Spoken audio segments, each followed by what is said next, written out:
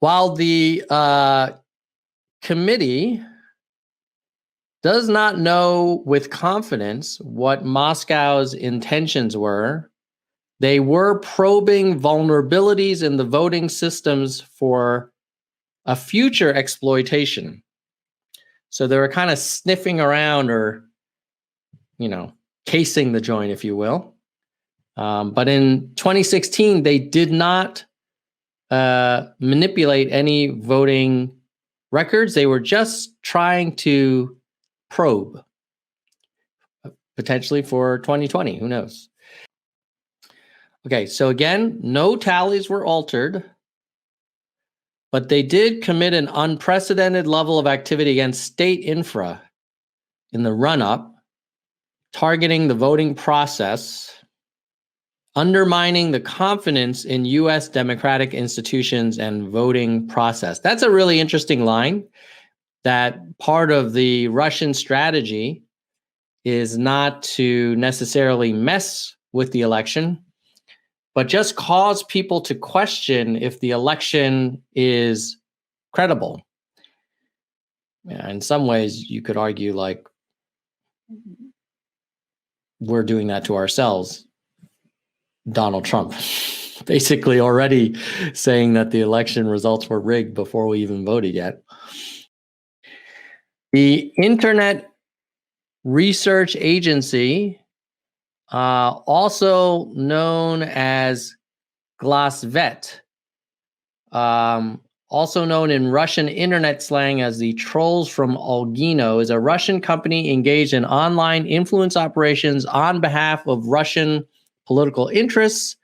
It is linked to oligarch Yevgeny Prigozhin, and it is based in St. Petersburg, Russia. So that's what the IRA is in this report.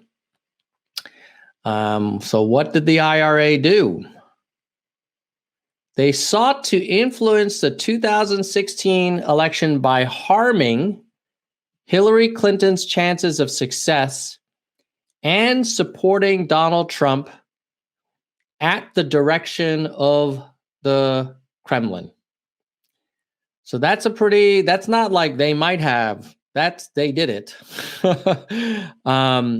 I don't know if you've ever heard Trump talk about the help he got from the IRA, but this is what the US Senate believes, that is chaired by Republicans. The committee found that the IRA's information warfare campaign was broad in scope, beyond the result of the 2016 presidential, that Russia's goals were to undermine public faith in the US democratic process, to denigrate Secretary Clinton and harm her electability and potential presidency.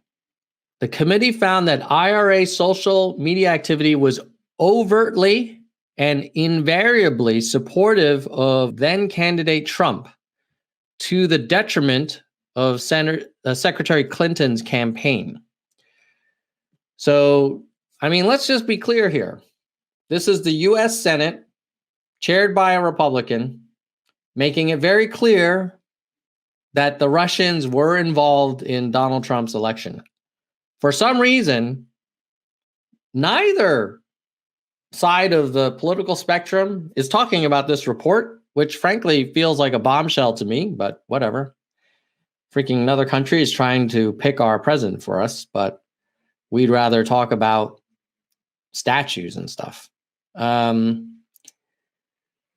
Okay, the committee found that Russian government tasked and supported the IRA's interference is consistent with the understanding of a relationship between Yevgeny Prigozhin and the Kremlin. Despite Moscow's denials, the direction and financial involvement of Prigozhin, as well as his close ties to high-level Russian government officials, including Vladimir Putin, point to significant Kremlin support, authorization, and direction of the IRA's operations and goals. This was part of a broader, sophisticated, and ongoing information warfare campaign designed to sow discord in American politics and society. The The IRA conducted a vastly more complex and strategic assault on the United States than was initially understood. And it's only the latest installment in an increasingly brazen interference by the Kremlin on the citizens and democratic institutions of the US. The preponderance of the operational focus was on socially divisive issues, specifically race, immigration, Second Amendment rights, in an attempt to pit Americans against one another and against their government. The committee found that the IRA influenced operatives consistently use hot-button societal divisions as fodder for the content they publish through social media in order to stoke anger, provoke outrage and protest, and push Americans farther apart from one another and foment distrust in government institutions. And this was just another feature in a more expansive, target-rich landscape of ideological and societal sensitivity. So when a lot of us talk about, well, it sucks that we're so polarized, apparently there are some folks in St. Petersburg, Russia, connected to Vladimir Putin that are exactly what they want to see. Next. The committee found that the IRA targeted not only Hillary Clinton, but also Republican candidates during presidential primaries. For example, Ted Cruz and Marco Rubio were targeted and denigrated, as well as Jeb Bush.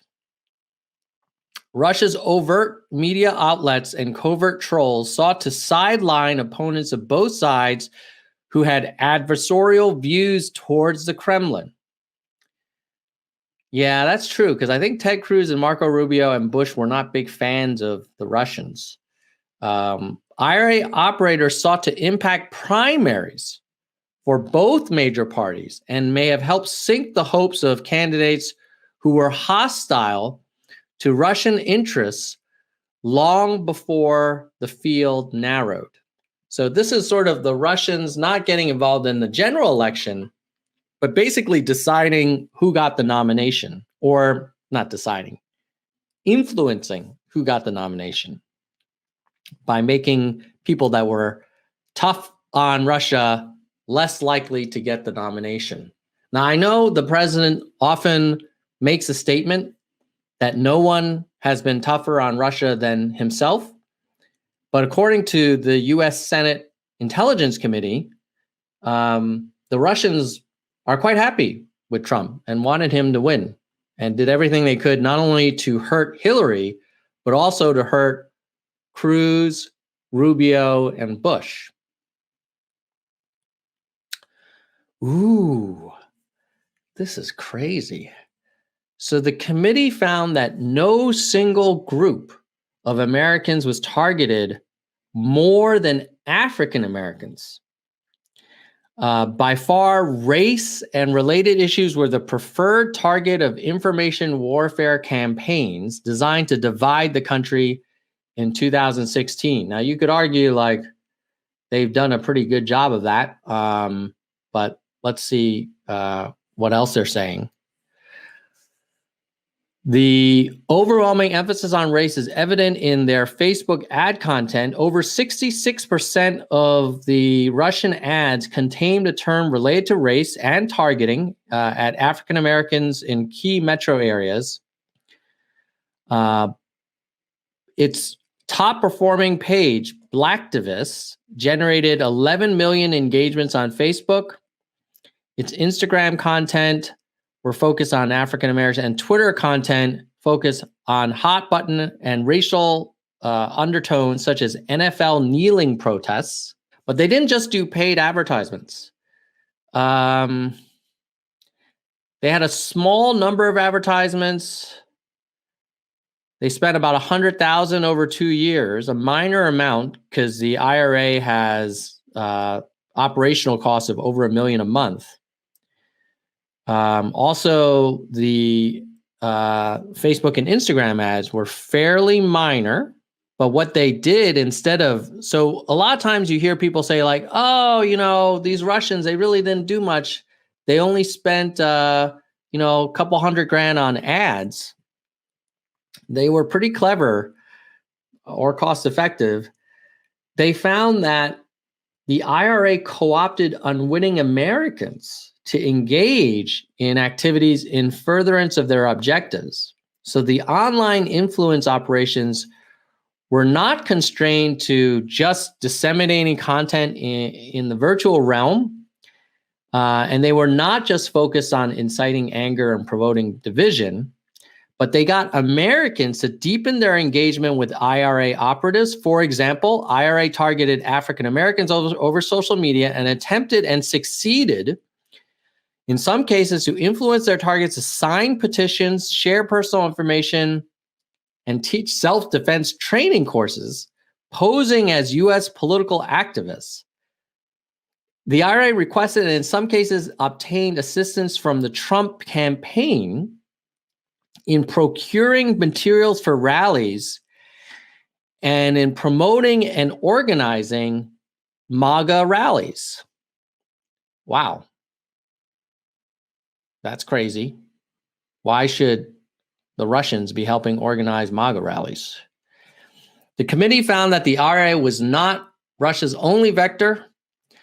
Publicly available information shows additional influence operations emanating from Russia. So the Kremlin was diversifying. It didn't just rely on the IRA. They also had the GRU, which is the General Staff of the Armed Forces of the Russian Federation, exploited U.S. social media platforms as a vehicle for influence operations. Wow. Dude, this is like better than fiction. The committee found that IRA activity on social media did not cease, but increased after Election Day 2016. That after the election, IRA activity across multiple social media platforms went up by 238% on Instagram, 59% on Facebook, 52% on Twitter, and 84% on YouTube. After Election Day, the Russian government stepped on the gas. Accounts operated by the IRA troll farm became more active after election, confirming again that assault on our democratic process is much bigger than an attack on a single election. There were 6.6 million tweets linking to publishers of false news and conspiracy stories in the months before the 2016 election. 6 million tweets. More than 80% of the disinformation accounts in our election maps are still active, and they continue to publish more than 1 million tweets in a typical day. Okay, Paul Manafort. This is Donald Trump's campaign manager from 2016. Manafort's connections to Russia and Ukraine began in late 2004 with the start of his work for Oleg Deripaska and other Russian-aligned oligarchs in the Ukraine. From 2004 to 2009, Manafort implemented these influence operations on behalf of Deripaska, including a multi-million-dollar political influence campaign directed at numerous countries of interest to Deripaska and the Russian government. Manafort hired and worked closely with Konstantin Kilimnik. Kilimnik is a Russian intelligence officer and became an integral part of Manafort's operations in Ukraine and Russia. Prior to joining the Trump campaign and continuing throughout his time on the campaign,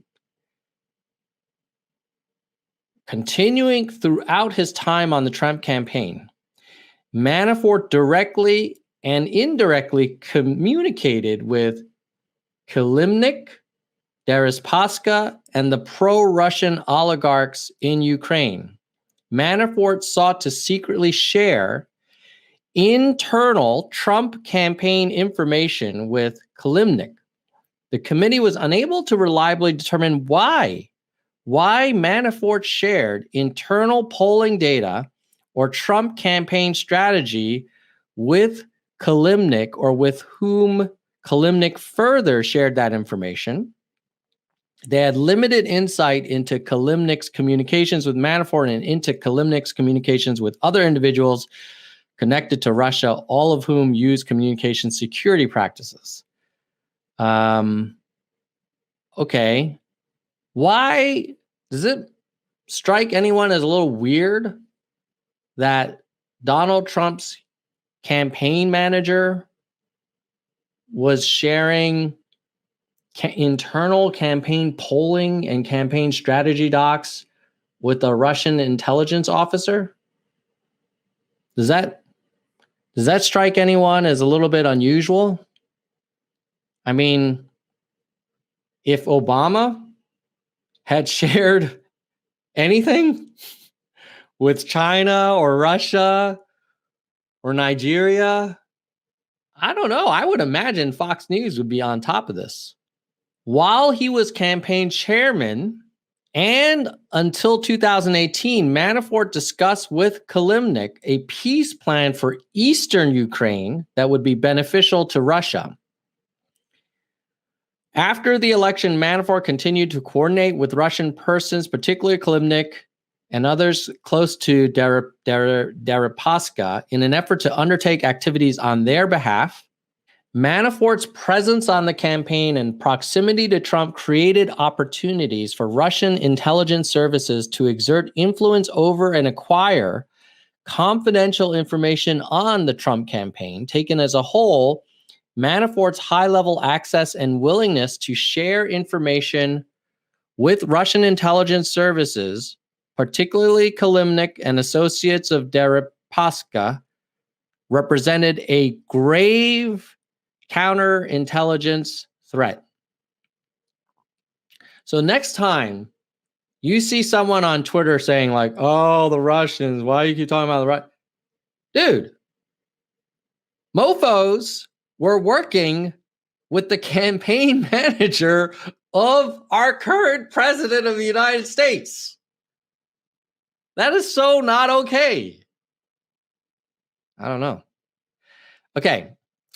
The committee found that Russian President Vladimir Putin ordered the Russian effort to hack computer networks and accounts affiliated with the Democratic Party and leak information damaging to Hillary Clinton and her campaign for president. Moscow's intent was to harm the Hillary Clinton campaign, tarnish the expected Clinton presidential administration, and help the Trump campaign after Trump became the presumptive nominee, and undermine the United States democratic process. WikiLeaks actively sought and played a key role in the Russian influence campaign, and very likely knew it was assisting a Russian intelligence influence effort. At the time of the first WikiLeaks releases, the US government had not yet declared WikiLeaks hostile organization. While the GRU and WikiLeaks were releasing hacked documents, the Trump campaign sought to maximize the impact of those leaks to aid Trump's electoral prospects. Staff on the Trump campaign sought advance notice about WikiLeaks releases, creating messaging strategies to promote and share materials in anticipation and following their release, and then encouraged further leaks. The Trump campaign publicly undermined the attribution of the hack and leak campaign to Russia and was indifferent to whether it and WikiLeaks were furthering a Russian election interference effort. Trump and senior campaign officials sought to obtain advance information about WikiLeaks' planned releases through Roger Stone. At their direction, Stone took action to gain inside knowledge for the campaign and shared his knowledge directly with Donald Trump and senior campaign officials on multiple occasions. Trump and the campaign believed that Stone had inside information and expressed satisfaction that Stone's information suggested more releases would be coming. The committee found that the connection between Trump and the Agalarovs began in 2013 with the planning for the Miss Universe Moscow pageant. The committee found that Agalarev was involved in pushing for the June 2016 meeting between Natalia Veselnitskaya and senior members of the campaign for a second meeting following the election, also with Veselnitskaya, that did not take place. The second one did not take place.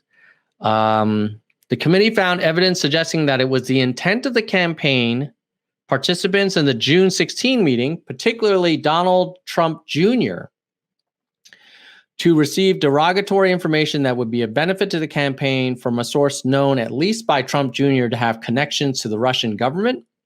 And the committee found no reliable evidence that the information of benefit to the campaign was transmitted or that Trump had foreknowledge of the meeting. So basically, the crime, I think, is taking the meeting with the understanding that you would get opposition research from a foreign government.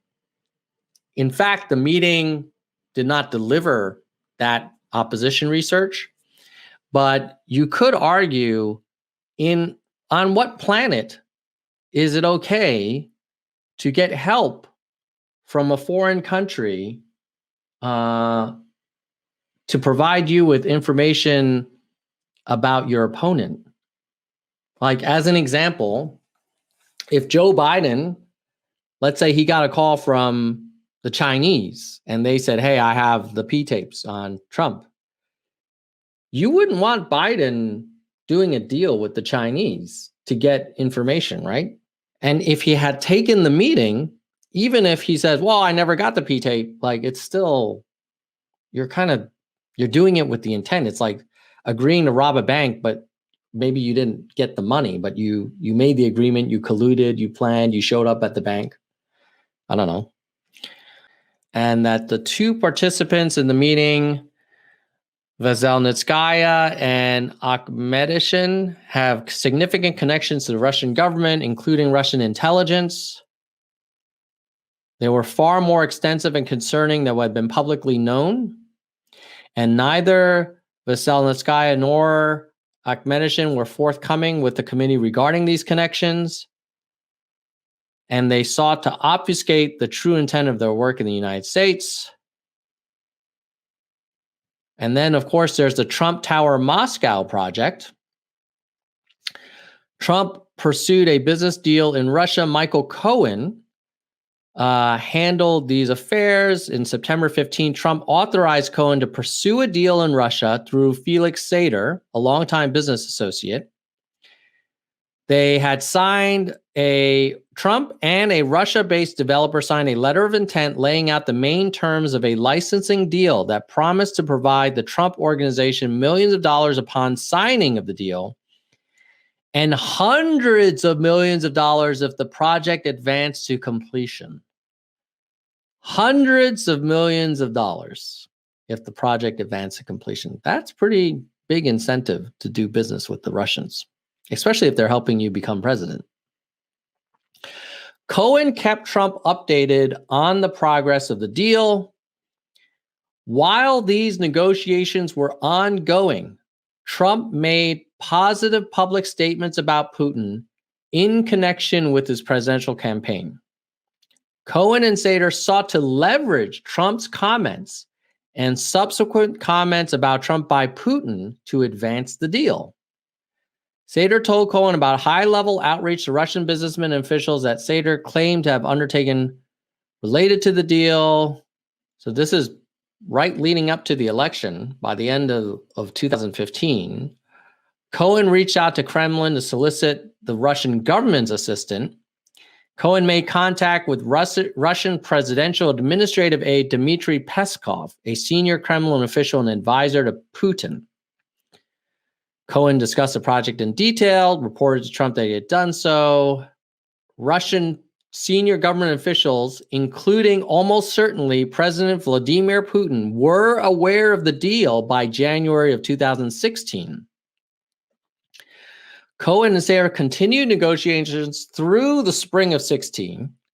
Their conversations focused largely on efforts to travel to Russia to advance the deal, but the committee found no evidence of other steps other than the negotiations and the traveling. They did meet in person.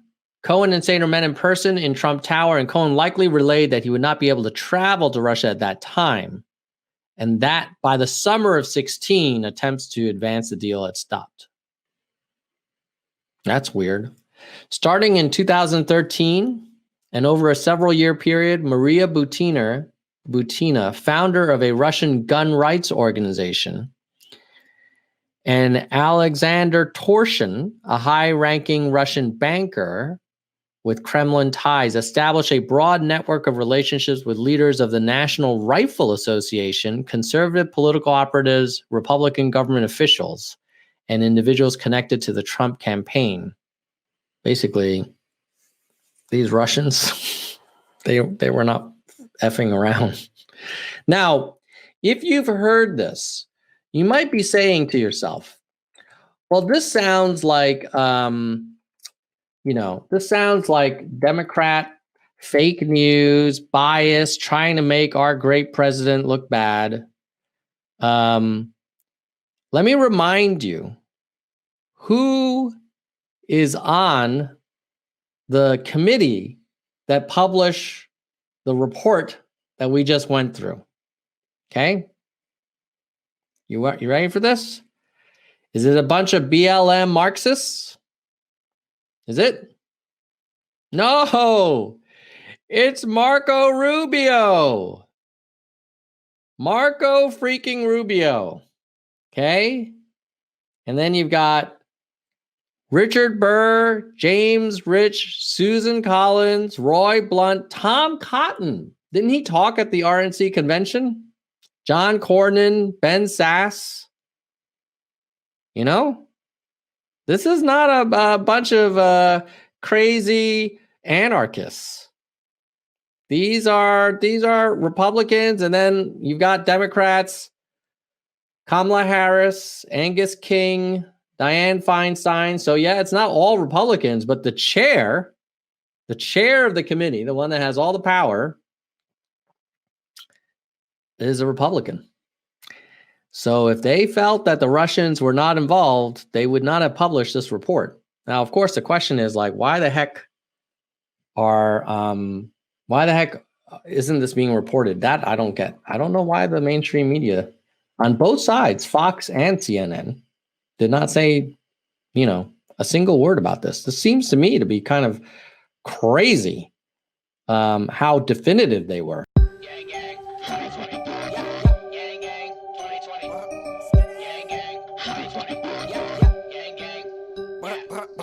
Yang Gang 2020. Yang Gang 2020. Yang Gang 2020. Yang Gang. Yeah. Yang Gang 2020. Yang Gang 2020. Yang Gang 2020. Yang Gang. Yeah. I want 1,000 a month, 1,000 a month. I want 1,000 a month, 1,000 a month. Let's get this bread. Freedom dividend. Are all y'all paying attention? Automation gonna sweep the nation unless we get him in. Andrew Yang 2020 freedom dividend. Yang Gang 2020. Yang Gang 2020. Yang Gang 2020. Yang Gang. Yeah. First we get this money, then on 420. He gonna give some high fives to some high guys. Decriminalize marijuana so we can smoke if we wanna. Down with the opioid trend, up with the mental health thing. Yeah, math. Yo, it's just math. Yo, it's simple math. Yo, can you do math? Yo. Eliminate super PACs, color stars making stacks. Student loan forgiveness plan. Cops wearing cameras and climate change is real again. Science rules. Teachers bringing home some bread. Medicare for every citizen. That's nice. Andrew Yang 2020 freedom dividend. Yang Gang 2020. Yang Gang 2020. Yang Gang 2020. Yang Gang. Yeah. Yang Gang 2020. Yang Gang 2020. Yang Gang 2020. Yang Gang. Yeah.